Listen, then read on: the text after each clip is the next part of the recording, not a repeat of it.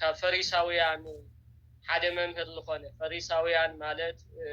أبيت أيهود زخونه قجلة حدا ناي مهران قجلة خوينو أنا باورهم دما كم مهران متأن نتل مسي نتي قال مصحف ناتنتنو نابرهو بأستمرو نوعلتهم يخون محبرسة إسرائيل ناو እግዚአብሔር ልመርሑ ከይኾነስ ነቲ ናይ እግዚአብሔር ቃል ንናይ ባዕሎም ረብሓ ንናይ ባዕሎም ጥቕሚ ለውዕሉ ዝነበሩ ኣብ ቅድሚ እግዚአብሔር ተቐባልነት ዘይነበሮም ብባዕልቶምን ብማሕበረሰብ እስራኤልን ግን ከም ሊቃውንቲ ኮይኖም ዝረኣዩ ናይ ኣይሁድ ምሁራን እዩ ናይ ምሁራን ጉጅለ እዮም ስለዚ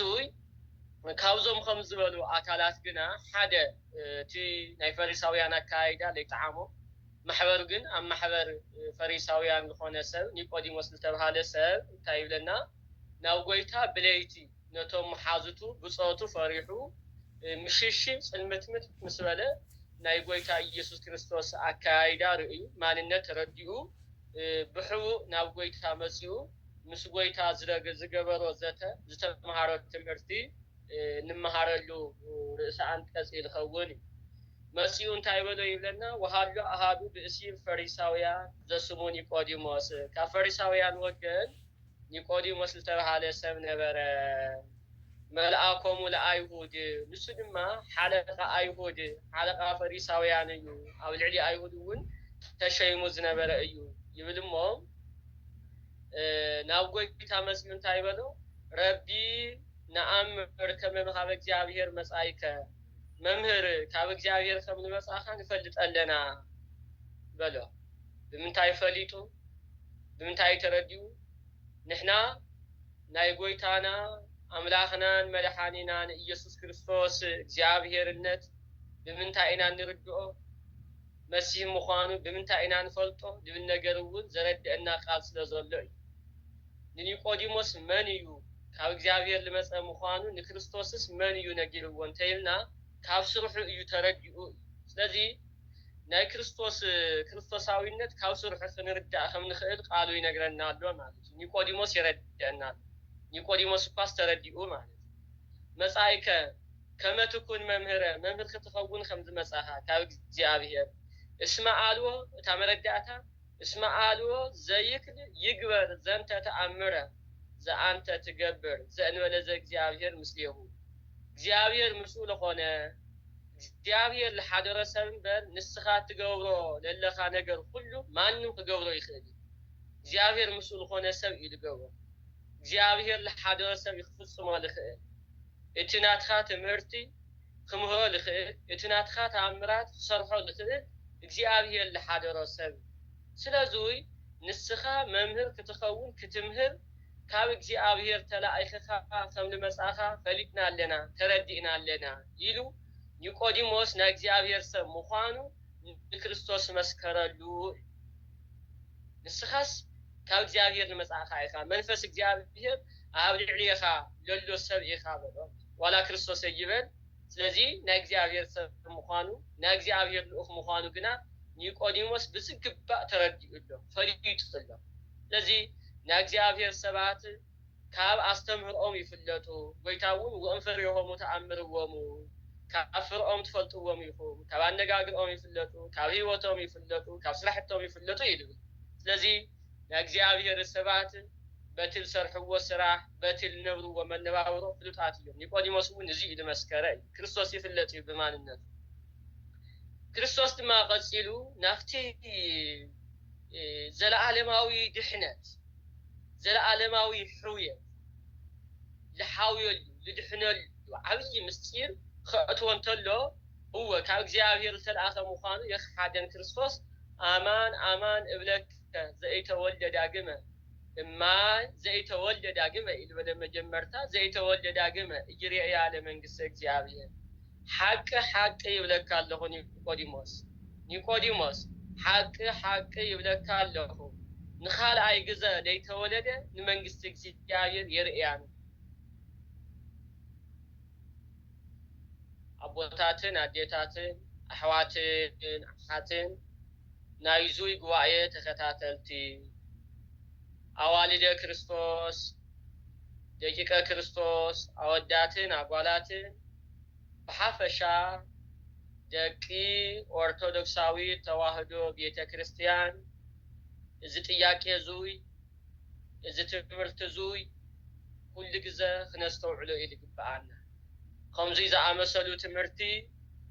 ብዝግባእ ኢና ኣብ ዝተፈላለየ መልክዑ ክንመሃሮ ንኽእል ኢና ብዝኾነ ይኹን መልክዕ እቲ ናይ እግዚአብሔር ቃል ብዝተፈለየ መልክዑ ክነስተውዕሎ ይግባአና ዳግም ምውላድ ማለት እንታይ ማለት ንኻልኣይ ግዜ ዘይተወለደ መንግስቲ እግዚአብሔር ክርኢ ይኽእልን ካብ እግዚአብሔር ከም ዝመጻፉ መልእክተኛ እግዚአብሔር ምዃነ ክትፈልጥ ትኽእል ኢኻ ምፍላጡ ጽቡቕ እዩ ነገር ግና ንኻልኣይ ግዜ ክትውለድ ተዘይኽኢልካ መንግስቲ እግዚአብሔር ክትርኢ ትኽእልን ኢኻ ስለ መንግስቲ እግዚአብሔር ቅድሚ ወለ እግዚአብሔር ኢየሱስ ክርስቶስ ብክርስቶስነቱ ወይም ስጋ ተዋሂዱ ናብዛ ዓለም ቅድሚ ምምፁ ስለ መንግስቲ እግዚአብሔር ብዝተፈላለዩ ነቢያት ኣቦታትና ተነጊሩ እዩ ካብ ዘመን ዮሐንስ ጀሚሩ በክርስቶስ መድኃኔ ዓለም ኢየሱስ ክርስቶስ እውን ስለ መንግስተ እግዚአብሔር ስለ መንግስተ ሰማያት በሰፊሑ ከም ተነገረ ኣብ ወንጌል ማቴዎስ ኣብ ወንጌል ማርቆስ ኣብ ወንጌል ሉቃስ ተገሊጹ እዩ ብኸምዚ መልክዕ ተገለጸሉ አንቀጽ ግን የለን ኩሉ ግና ናብ መንግስተ እግዚአብሔር እናኣትወሉ መንገዲ እናኣትወሉ ጥበብ ደቂ እግዚአብሔር እንኾነሉ ጥበብ ካፍቶም ናይ እግዚአብሔር መንግስት እንርእየሉ ናይ እግዚአብሔር ሕብረት ክህልወና ልገብሩ መንገድታት እግዚአብሔር ግና ተሓደ ዳግም መውላድ ትልዓበየ ነገር ስለ መንግስተ ሰማያት ምርአይ ስለ መንግስተ ሰማያት ምውራስ ካን ካልኣይ ግዜ መውላድ ከመይ ኢኻ ክትውለድ እዙይ ኒቆዲሞስ እውን ገሪምዎ ደኒኽዎ ነይሩ እዩ ክርስቶስ ድማ ብኸመይ መልክዕ ዳግም ክውለድ ከም ዝኽእል ብዝግባእ ገሊጹሉ እዩ ነቲ ክርስቶስ ለሃቦ መልሲ ለሃቦ ትምህርቲ ወይቤሎ ኒቆዲሞስ እፎ ይክል ሰብ ዳግመ ተወልዶ እምድኅረ ልህቀ ይክልኑ በዊኣ ወገቢኣ ውስተ ከርሰ እሙ ወይትወለድ ዳግመ ሰብ ንኻልኣይ ግዜ ብኸመይ መልክዕ ክውለድ ዝኽእል ሰብ ንመጀመርታ ግዜ ድሕሪ ምውላዱ ድሕሪ ምዕባዩ ተመሊሱ ናብ ኣዲኡ ማህፀን ናብ ናይ ኣዲኡ ማህፀን ኣትዩ ዳግም ክውለድ ይኽእል ድዩ ብኸመይ መልክዑ ከም ዝኸውን ዝኽእል ከምዚ ምዃን ይከኣል ድዩ ልብል ጥያቄ ከቕርብ እንተሎ ጎይታ ድማ ነቲ ካልኣዋይ ልደት ናብ መንግስቲ እግዚአብሔር ከእቱ ዝኽእል ልደት መንግስቲ እግዚአብሔር ከውርስ ዝኽእል ልደት ብግልፂ ክነግሮ እንተሎ ኣማን ኣማን እብለከ ዘይተወልደ ዳግመ እማይ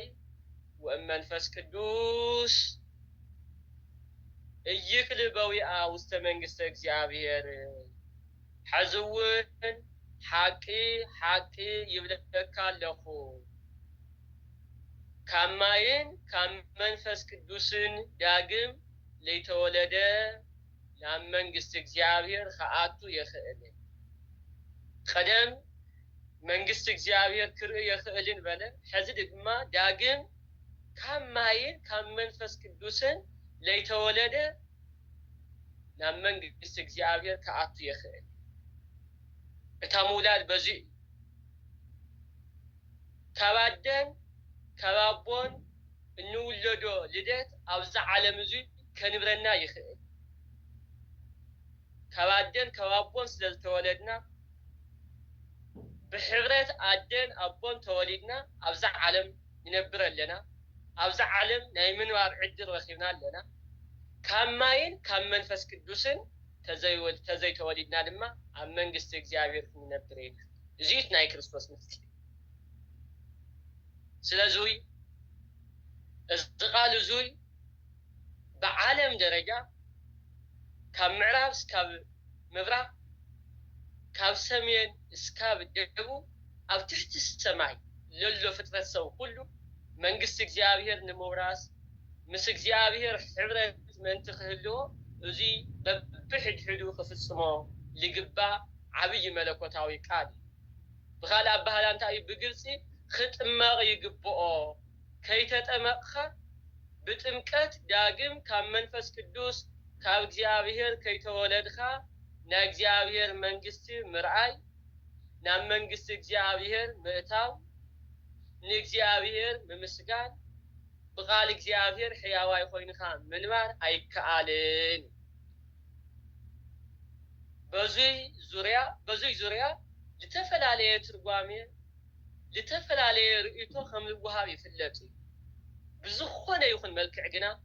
ነዚ ኣስተምህሮ ልቕይር ትርጓሜ ከም ለየሎ ክነረጋግፅ ይግባአና። ጥምቀት ንምትራፍ ቅዱስ ቁርባን ንምትራፍ ኣብ ዓለም ብዝተፈላለዩ ኣካላት ኾን ኢሎም እውን ሰኣን ፍልጦ እውን ስርዓተ ጥምቀትን ስርዓተ ቁርባንን ከይፈጸምካ መንግስቲ እግዚአብሔር ሙራስ ከም ዝከኣል ልሙር ኩሉ ካብ ቃል እግዚአብሔር ልወፁ ምዃኖም ከነረጋግፅ ይግባአና። ኣዋልደ እግዚአብሔር ደቂቀ እግዚአብሔር ኣሕዋተይን ኣሓተይን ስለዚ እዙይ ከም ዘለዎ ንሕና ልዕሊ ክርስቶስ ጎይታና ልዕሊ ክርስቶስ መድሓኒና ልዕሊ ክርስቶስ ንጉስና ይኮናን ቃል ክርስቶስ ድማ ብተግባር ካልእ ለይረብሕ ትርጓሜ ዝግባእ ትርጓሜ ኣሎ። ኣቦታትና ብመንፈስ ቅዱስ እናተመርሑ ናይ እግዚአብሔር ምስጢር ብዝተፈለየ መልክዑ ዘራቅቅዎ ትርጓሜ ኣሎ። እቲ ቃል ብቃል ዝተነገረና ድማ ቃል ብቃል ክንወስዶ ዝግባአና። ስለዚ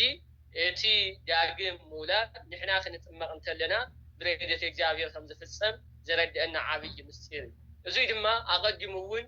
ብዝተፈላለየ መልክዑ ብትንቢት ላተነገረ ከም ዝነበረ ያው ኣብ ትንቢተ ሕዝቅኤል 36:25 ጀሚርና ክንርኢ እንተለና እነዝሃክሙ በማይ ንጹህ ከመ ትንጽሑ ምእንቲ ክትነጽሑ ብማይ ገይረ ክረጭየኩም እየ ልብል ነገር ንግዚኡ እቲ ፈውሰ ስጋ ዝፍጸመሉ ኣብ ዘመን ኦሪት ምንጻህ ኣሎ። ኣብ መወዳእትኡ ግና ብጥምቀት ጎይታና ኣምላኽናን መድሓኒናን ኢየሱስ ክርስቶስ ዝፍጸመልና ውሉድነት ኣብ ወንጌል ማርቆስ 16 ምዕራፍ 16 ቁጽሪ 16 ክንርኢ እንተለና እውን ለአመነ ዝተጠመቀ ለአመነ ኢሉ የገደፈን እቲ ጥምቀት ማለትስ ብቃል እግዚአብሔር ምእማን ማለት ከም ዝኾነ እቲ ጥምቀት ከም ዘየድል ይገይሮም ዝወስዱ ኣካላት ስለዘለው ኣብ ዓለምና ሕዚ ከምዚ ዓይነታት ተረጓጉማ በዚሑ ስለዘሎ ምእንቲ ክንጥንቀቕ እዩ ጥብቕ ኣቢለ ልነግረኩም ዘለኹ ኣሕዋትን ኣሓትን። ስለዙይ ለአመነ መጀመርታ ተኣምን ኢኻ በቲ ለአመንካዮ ድማ ክትጥመቕ ኢኻ። ለአመነ ዝተጠመቀ ክድሕን እዩ ለይአመነን ለይተጠመቀን ግና እንታይ ፍዱእ ክረክብ እዩ። እዚ ቃል ጎይታና ኣምላኽናን መድሓኒናን ኢየሱስ ክርስቶስ ወንጌላዊ ማርቆስ ዝፀሓፎ ትምህርቲ እዩ። ስለዚ በቲ ለአመናዮ እምነት ክንጥመቕ ይግባአና። ኒቆዲሞስ ካብ እግዚአብሔር ዝተለኣኸ ምዃኑ ንክርስቶስ መስከረሉ። ነገር ግና እዚ ምስክርነት እዙይ መንግስቲ እግዚአብሔር ከርእየካ ይኽእልን መንግስቲ እግዚአብሔር ከወሰካ ይኽእልን ብማይን ብመንፈስ ቅዱስን ክትጥመቕ ይግባአካ ኢሉ ከም ዝመሃሮ ቃሉ ይነግረና። እቲ ነገረ ጥምቀት ሐዋርያ ጳውሎስ ብርሃን ዓለም ጳውሎስ እውን ኣብ ጢሞቴዎስ መልእክቱ 3:5 ብዝግባእ ኣቐሚጥዎ ኣሎ። ብእምነት እንታይ ብጥምቀትን ብመንፈስ ቅዱስን ናብ መንግስቲ እግዚአብሔር ክነኣቱ ከም ንኽእል ብዝግባእ ተቐሚጡ ኣሎ። ምክንያቱ እንታይ እዩ? እስመ ዘተወልደ እምስጋ ስጋ ውእቱ ወዘተወልደ መንፈስ መንፈስ ውእቱ። ካብ ስጋ ዝተወለደ ስጋዊ እዩ። ስለዚ ናይ ስጋ ስራሕ ክሰርሕ ይኽእል። ካብ መንፈስ ዝተወለደ ድማ መንፈስ ስለዝኾነ እዩ። ስለዚ ንሕና ኣብዛ ዓለም እናነበርና ምጥማቕ ተዘይኽእልና ስጋውያን ጥራሕ ኢና ክንኸውን ንኽእል። መንፈሳውያን ክንኸውን እንተኮይንና መንፈሳውያን ብምዃን ናይ መንፈስ ቅዱስ ርስቲ ናይ መንፈስ ቅዱስ መመስገንቲ ክንኸውን እንተኮይንና ድማ ካብ መንፈስ ቅዱስ ማለት ካብ እግዚአብሔር ክንውለድ ይግባአና። ካብ እግዚአብሔር ክንውለድ ድማ ከምቲ ኣብ ምዕራፍ ሓደ እውን ብዝግባእ ርኢናዮ ኢና። ዘክሩ ኢኹም እቲ ጉባኤ እቶም ኣሚኖም ካብኡ እቶም ለኣመንዎ ድማ እንታይ እግዚአብሔር ደቁ ክገብሮም እዮም። እቲ ውሉድነት ድማ ካብ ሰብኣይን ብሰብኣይን ሰበይትን ልፍጸም ስርዓት ከይኾነስ ብእግዚአብሔር ይልዎ። ካብዚ ወፃኢ ብእምነት آميننا أن تمقو تطمقنا دما كم منفس قدس نولد سرعات مخانو حواري ياون بزقبا سبي هو يو تناي كريستوس استمرو غليص هو وانجيلاو يوحنس ابزي دما ناي نيقوديموسن ناي ملحانينا ناي يسوع كريستوسن قال من الدس بزقبا بمصحف محبرسب عالم كله بحلف دما امنت እግዚአብሔር بزقبا اتمسير እግዚአብሔር من تخرجو بزي غليص هو لذي كبابونان كبادنان توليدنا سغاويان خوينالنا كماين منفس قدسن توليدنا دما منفساويان بمخان نا እግዚአብሔር መንግስትን ምርአይ ክንበቃለና ማለት እዚ እትና እግዚአብሔር ና መንግስት እግዚአብሔር መጥተው መንገድ በዚህ መንገድ እዚ አቴና በዚህ መንገድ እዚ ኸይድና ድማ ስነ ምግባርናውን መንማውራናውን ብዝምጽባው ና እግዚአብሔር መንግስት አብ ምድሪ ብዝበለጸ ድማ አብ ሰማይ ክንነብሮ ይግባአና ማለት እዩ አብዚ ምድሪ ያው ተወሰነ ነገር እዩ እቲ ተጋድሎና ክንፍጽም እንተለና ድማ ዘዓበየ አኺር ዘዓበየ ክብሪ ድሕሪ ሞት ይለሎ አቦታት አዴታት አሕዋትን አሓትን ማለት እዩ እዚ ክንፍጽሞ ይግባአና እስመ መንፈሳዊ ፈቀደ ይነፍ ወቃሎት ሰም ወይ ተአምር ማህበይ መጽ ወሃበሂ ይሐውር ከመሆቸው ውቱ ሁሉ ዘይተወለድ መንፈስ ቅዱስ እቲ በመንፈስ ቅዱስ ልኸውን ጅደት ከም ነፋስ ረቂቅ እዩ ይልወጥ ለዚህ ነፋስ ከም ዘሎ ትፈልጥ ይኻ ታምን ይኻ ይነፍስ እዩ በየማን ልዩ መስሉ በጸጋም ልዩ መስሉ በምዕራብ ልዩ መስሉ በሰሜን ልዩ በደቡብ ልዩ ግን አይትፈልጥን ይኻ ነፋስ መላው ይኻ ትፈልጥ ለዚህ መንፈስ ቅዱስ መላው ድማ በስራሕቱ ትፈልጦ ይኻ በከመይ መልክዕ ከም ትውለድ ግና መንፈስ ቅዱስ ትፈልጦ ኢሉ ገሊጽዎ ኣሎ እዚ ኒቆዲሞስ ብጣዕሚ ክገርሞ እንተሎ እፎይት ከሃዝንቱ ይኩን እዚ ከመይ ገይሩ ልኸውን ክብል እንተሎ ግና ወአውስአ እግዚ ኢየሱስ ወይቤሎ አንተ ሊቆሙ ለእስራኤል ወዘንተ ነገረ ኢታም ንስኻ መምህር እስራኤል ኢኻ እስ ነገር እዚ ከመይ ልትብድኦ ገሊጽ በሐቂ ብዙሕ ንፈልጥ ንብል እሞ ክንፈልጦ ዝግባአና ነገር ግን ከይፈለጥና ክንርከብ እንተለና ብጣዕሚ ልሕዝን ኒቆዲሞስ ክፈልጦ ልግብኦ መንፈሳዊ መምህር እየ መንፈሳዊ ሓላፊ እየ እናበለ ነገር ግን እቲ ነገር እግዚአብሔር ላይ መስላቱ ንክርስቶስ ብጣዕሚ ከም ዘደነቆ ክርስቶስ በዚ ነገር እዚ መኺርዎ ገሲጽዎ ኣሎ ስለዚ በሐቂ ምሉአት ሰባት እንተኾይና ደቂ እግዚአብሔር እንተኾይና ድንገረና ቃል አምላክ ብዝግባ ክንርድኦ ክነኽብሮ ክነሰምዖን ክነስተውዕሎን ኣብ ባይታ ክነውዕሎን ከም ዝግባአና ና እግዚአብሔር ቃል ይመኽረና ኣሎ ኒቆዲሞስ አቢሉ ማለት እዩ አማን አማን እብለከ ከመዘና አመን ነገር ወበዘሪኢነ ሰማይተ ንከውን ሐቂ ሐቂ እብለካ ኣለኹ እቲ ንፈልጦ ንዛረብ ዝረአናዩ ዝሰማዕናዩ ድማ ንምስክር ምስክርነትና ግና ተኣቢዩና እቲ ና ምድሪ ክንነግረኩም እንተለና ተዘይኣሚንኩም እቲ ናይ ሰማይማ ከመይ ገይርኩም ኢኹም ትርድእዎ ዝብል እውን ናይ ክብሪ በዓል ዋና ጎይታና ኣምላኽናን መድሓኒናን ኢየሱስ ክርስቶስ ብዝግባ ብኒቆዲሞስ ኣቢሉ ንማሕበረሰብ ዓለም ንኩሉ ፍጥረት ዓለም ኣስተምህሮ ኣመሓላሊፉሎ بحق يتندنجرنا تمرت كله قليل بس تزعبه نجر እግዚአብሔር ድሕሪ ሞትና ወይም ድሕሪ ብቃዓትና ኣብ ከይዲ ህይወትና ኣብ መንፈሳዊ ህይወትና ናረከብናዮ ከም ንኸድ ዘርእየና ዓብይ ምስጢር እዩ ድሕሪ ዙይ እዚ ነገር እዚ ከረድኦ እንተሎ ኣብ ቁጽር 13 ክንርኢ እንተለና ወአልዎ ዘአርገ ውስተ ሰማይ ናብ ሰማይ ለአረገ የለን ዘእንበለ ዘወረደ እምሰማይ ወልደ እጓለ እምሕያው ካብ ሰማይ ወረደ ወዲ ሰብ ማለት ክርስቶስ እዩ እምበር ዘውእቱ ይነብር ውስተ ሰማይ እሱ ድማ ኣብ ሰማይ ይነብር እዩ ወበከመ ሙሴ ሰቀሎ ለአርገ ምድር በገዳም ከማሁ ሃለዎ ለወልደ እጓለ እምሕያው ሰቀል ሙሴ ነተተመን ወበከመ ሙሴ ሰቀሎ ለአርገ ምድር በገዳም አበረኻ ነቲ ናይ ነሓስ ተመን አበረኻ ከም ዝሰቀሎ ወዲ ሰብ እውን ከምኡ ክስቀል እዩ ኢሉ እቲ ድሕነት እቲ ውሉድ እግዚአብሔርነት እቲ ብማይን ብመንፈስ ቅዱስን ሙላድ ብኸመይ መልክዑ ድሓር ከም ዝፍጸም ንኒቆዲሞስ ነጊርዎ ኣሎ ንማሕበረሰብ ዓለም እውን ብኡ ነጊርዎ ኣሎ እዚ ትምህርቲ እዙይ ድማ እስካብ መወዳእታ ኣብ ማሕበረሰብ ዓለም ናተነገረ ናተመስጠረ ናተመሃርናሉ ክንነብር ናተወለድናሉ ክንነብር ወንጌላዊ ዮሐንስ ብግልጽ ተቀሚጥልና ኣሎ ማለት እዩ ስለዚ ሙሴ አበረኻ እንታይ ይገይሩ እንተይልና ኣብ ኦሪት ዘኍልቍ ምዕራፍ 21 ካብ ቁጽር 4 ጀሚርና ክንርኢ እንተለና ኣቦታትና እስራኤላውያን ኣእላፈ እስራኤል ብዓብይ ስራሕ እግዚአብሔር ብቅልጽም እግዚአብሔር ካብ መግዛእቲ ግብፃውያን ድሕሪ ምውፅኦም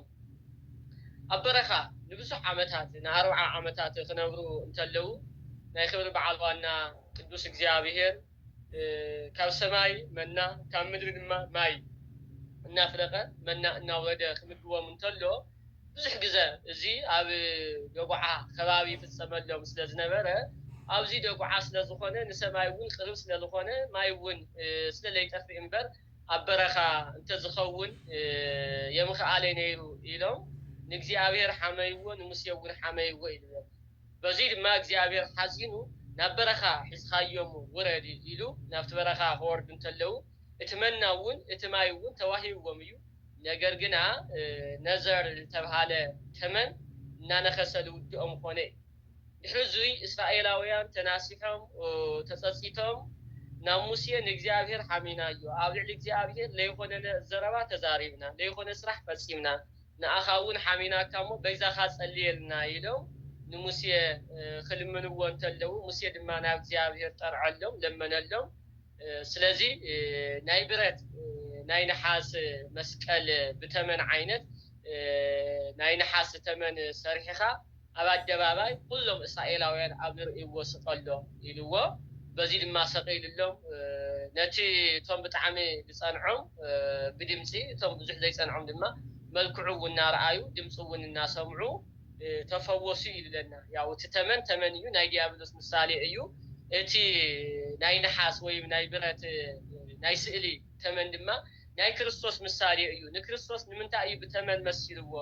ኣብዚ ሓሓሊፉ ከም ኣጋጣሚ ነቲ ዝነበረ ምሳሌያዊ ታሪክ ንምዝካር ኣብ ፓትርያርክ ናይ ኣቦታትና በትረ መስቀል እውን ዕርፈ መስቀል እውን ትተመን ይሰኣል እዩ እዚ እቲ ዝነበረ ምሳሌ ንምግላጽ እዩ ንክርስቶስ ንምንታይ እዩ ብተመን መሲልዎ ብተመን ተገሊጹ ማለት እሱ እቲ ናይ ስእሊ ተመን መርዚ የብሉን ሕያዋ እዩ ነገር ግና ጎይታ ከም በደለኛ ኣብ ማእኸል ከም በደለኛ ኮይኑ ምቁፃሩ ንምርዳእ እዩ በዚ ከም ገይሩ ተሆለቀ ምስለ ጅብያ ብሕልፊ ልኡለ ቃል ነብይ ኢሳይያስ ስለ ክርስቶስ ኣብ ተገለጸሉ ትንቢት ብጣዕሚ እዩ ዝገልጾ ስለዚ ጎይታ መድኃኒት ዓለም ሕያው ዓለም እናሃለወ ሕያው ዓለም መድኃኒት ዓለም እናሃለወስ ከም በደለኛ ኣብ ማሕበረሰብ እስራኤል ከም በደለኛ ተቆፂሩ ናብ ኣደባባይ ናብ መስቀል ከም ዝወፀ ንምግላጽ እምበር ብሓቂ ክርስቶስ ተመን ኮይኑ ብተመን ዝግለጽ ኮይኑ ኣይኮነን ስለዚ ከም በደለኛ ምቁፃሩ ንምርዳእ እዩ ሙሴ ከምኡ ዝገበሮት ምስጢር እዚ ዝረድአና ስለዚ ሕዚ ድማ ሽዑ ንድሕነት ማሕበረሰብ እስራኤል እቲ ናይ ነሓስ መስቀል እናርኣዩ ፍወሱ ከም ዝነበሩ ሽዑ እዚ ተፈጺሙ ሕዚ ድማ ንድሕነት ማሕበረሰብ እስራኤል ጥራሕ ከይኮነስ ንማሕበረሰብ ዓለም ንዝሰምዕ ኩሉ ንዝርኢ ኩሉ ርእዩን ሰሚዑን ንዝኣምን ኩሉ መድኃኒት ምእንቲ ክኸውን ሙሴ ነቲ ናይ ብረት ተመን ኣብ ማእኸል እስራኤል ከም ዝሰቀሎ ኩሉ ኣነ ድማ ሕዚ ብተግባር ብህይወት ኣብ ቀራንዮ ክስቀል እየ ኢሉ